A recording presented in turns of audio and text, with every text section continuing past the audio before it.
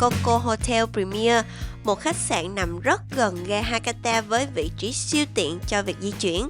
Cho mọi người được biết thì Hakata Station là một trong những ga trung tâm lớn nhất ở Fukuoka nên rất thuận tiện nếu bạn đi từ sân bay hoặc đi Shinkansen. Ở đây là con đường đằng trước khách sạn.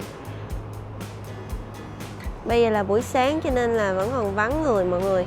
Chưa có người Nhật, người ta dậy trễ đi làm lắm, 10 giờ lận.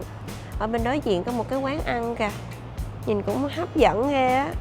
Từ ga Hakata đi bộ đến khách sạn chỉ mất khoảng 2 đến 3 phút thôi, khá là tiện, đặc biệt là nếu bạn mang vali hoặc là di chuyển bằng tàu JR hay là Shinkansen, và đường đi cũng dễ tìm nên gần như khó bị lạc lắm.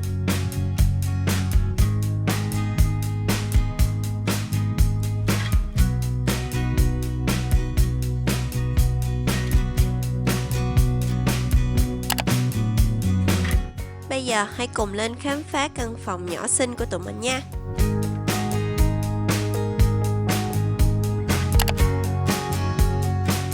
Nội thất ở trong phòng được trang trí với gam màu tối giản thôi, không gian phòng ngủ cũng tương đối rộng.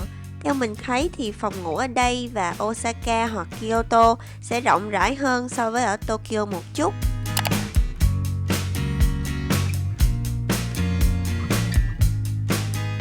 Nhà tắm cũng rất là rộng nha mọi người. So với lại những cái nhà tắm ở bên Nhật á, thì cái nhà tắm này là rộng rồi đó. Ở đây họ có để sẵn cho mình đầy đủ xà bông để tắm gội.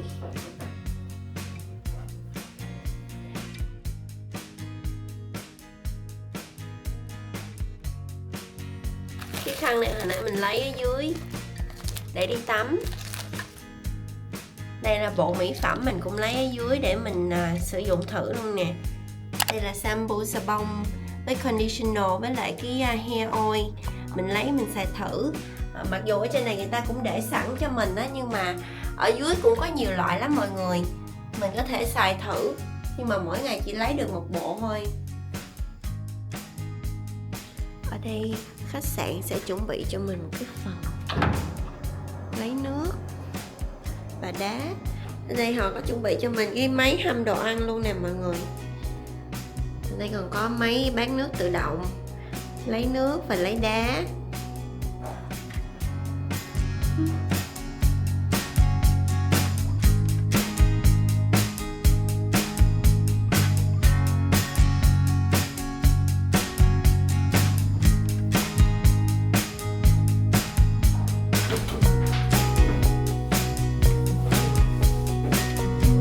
Đây là phòng giặt đồ, có máy giặt và máy sấy.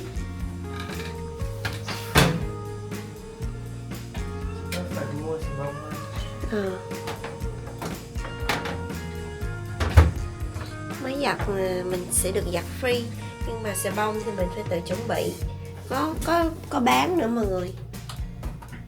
Ở đây người ta sẽ bán xà bông khoảng 50 yên một cục.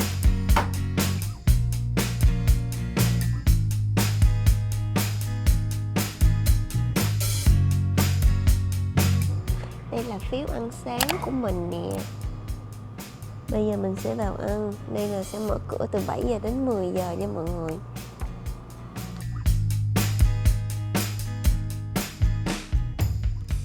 Đồ ăn sáng ở khách sạn rất là đa dạng. Họ còn thay đổi một số món trong menu theo ngày. Và nhìn chung thì tất cả các món ở đây đều hợp khẩu vị với mình. Nếu trong ngày bạn có plan đi đâu mà cần phải đi sớm thì mình cảm thấy đồ ăn ở khách sạn cũng là một lựa chọn hợp lý để tiết kiệm thời gian cho mọi người nếu mọi người muốn ăn sớm và đi chơi sớm.